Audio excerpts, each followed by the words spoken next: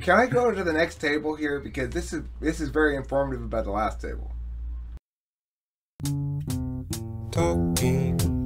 Talking with famous people. Okay, cool. Let's do it. All right. So the first distinction there. So the previous one was things that are the same. This table is things that are different about NI and SI. The first thing that's different is the origin of the permanence. NI begins with shape constancy. The NI user knows how things are because of qualities implicit to the things. Shape constancy is the thing that says, even though you look at it this way, and it looks like a rectangle that goes sideways, and you look at it this way, it looks like a rectangle that goes upways, it's still the same shape, okay? It doesn't matter, your perspective changes, so in other words, time is inferred from the ways in which some statuses update while others do not. The perspective changes, but the meaning persists. Now, in contrast with SI begins with object permanence. The SI user thus knows how things are because of qualities implicit to the self. Meanings change, or don't, but the subject's perspective persists. So, time is inferred from the repeatability of interactions with objects in space. Multiple experiences necessitate sequence and thus the passage of time. Peekaboo is a good example of object permanence. Before kids have object permanence, if you go like this and they open their eyes and they see the same object again, they're like surprised by it, right? Because they think that their perspective is reality.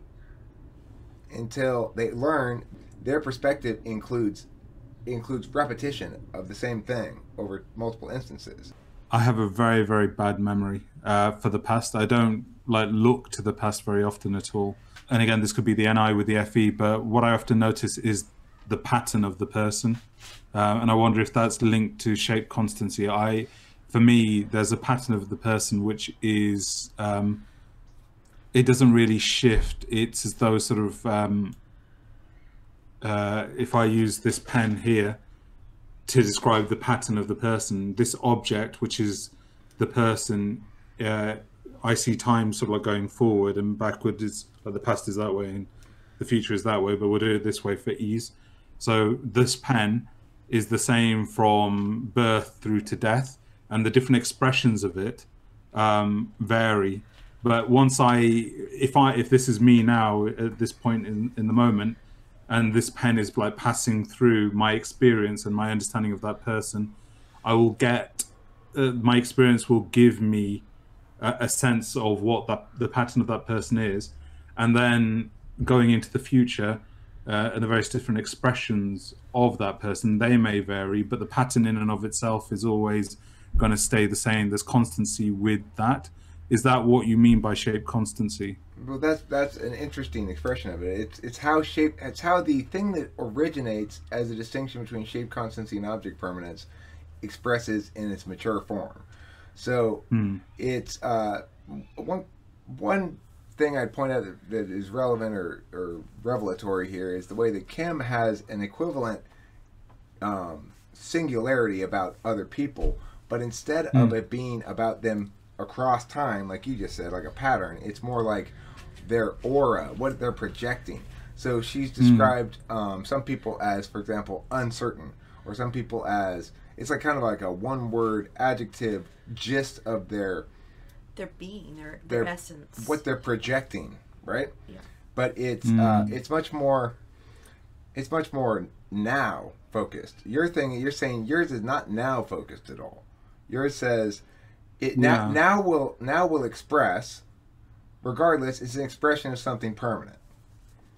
She's saying that the person is expressing in an indisputable fashion, projecting some self. But I think SI understands the self as being more able to change than does NI. It's the conflict that I have with my INFJ friend Corey, is that he wanted me to be what he wanted me to be, but I was not willing to continue to be the pattern that I had been. For ease of reference, I was going to say that I see, like, if this is me, my hand is me in the present, and I'm interacting with the person. The pen may like come through the hand, and sort of like I get more of a sense of the person. My intuition sort of like gets a sense of the person. Yeah, and I may never see the person again, so I might interact with them on, you know, one time, two times, or however, whatever the stretch of time you want to say. But I see that I don't need to be present in that person's life to see what that pattern will be like as it moves into the future. That's one thing. The other thing is what you were just saying about your friend Corey. What I've noticed is that, and maybe this links to what you talk about, shape constancy. For me, the pattern is the pen in all of its different dimensions. So however you want to actually hold it, or however, whichever angle it's going in, it's still always going to be a pen. So the other person is always the pen. So for me, like the pen, the pattern of the person can be moving however you wish through time. And if that's the present now and that's going off into the future, the pen may have different expressions of itself, which is it might go in different directions, different foci, and so on and so forth. But it's always going to be a pen which is expressing itself. It's because of what it says here in the time link thing. NI treats time as turn-based, which means people can take actions and then adjust the system, review statuses, take another action, as though time weren't passing fluidly in between them. It understands fluid systems, therefore, as closed systems, and to the extent that it considers self-evolving or open system factors, it renders such into single vectors. So it'll say, this system is an open system, which means it can self-define in response to actions within the system. And therefore, I have to consider that factor. It doesn't reason through this. That's not what NI does. But depending on how intelligent a person is, basically, they'll consider more and more factors, and their NI will work on it kind of willlessly or independently, producing a conclusion that would seem implicitly true external to the user of the NI. And this is because it frames knowledge as gleaned from external sources, and NI user then understands knowledge as independent of the individual's ontology. What they know persists beyond their existence. Now, really, if you think about it, there is no expression of knowledge that's not specific to an individual knowing. So it's a bit of a lie, but all of metaphysics are a bit of a lie. We're always using approximations for things, and if we aren't, then we are dealing with the physical world directly, and it's not word-based. The thing is, almost all of what we do is word-based, because, especially around here, you know, it's a communicative, purposed endeavor we engage in. And so we're going to be using language, which means we're going to be using approximations for things all the time. NI is very comfortable with that. NE is very comfortable with that. SI is fine with that if it's because it's paired with NE, but it either seeks it and you know, uses it to bolster its own SI-edness, or it doesn't have access to it, in which case it kind of flounders. I think it's extremely beneficial for an NE Dom like me to be with an SI Dom like Kim, and I think it's extremely beneficial for an SI Dom like Kim to be with an NE Dom like me, because of how it renders our dominant function so much more powerful. SI treats time as fluid. It understands fluid systems as open, thus is always particularist and subjective in that which it knows. Heuristics, models, and taxonomies are extrapolated from personal experience and are correct insofar as they are consistent with ontological purpose. In other words, time links to the body, sleep rhythms, hunger, thirst, energy level, and other subjective biological needs. Meanings are instrumental in serving the self, and their persistence is accordingly subject to revision as the scope of experience grows. So an NI user then has to challenge their own knowledge limitations in a different way than an SI user needs to challenge their own knowledge limitations. Yeah, I think this links to what you've just read. You know, in the origin of permanence, where it talks about SI begins with object permanence. Are you referring to object permanence being the self, as in their self? Well, that because my experience repeats in ways that I know internally. My hunger repeats, my thirst repeats. Yeah. And then I also understand that if I look over here, every time that thing is always there. So I know that I can apply that same heuristic to physical world.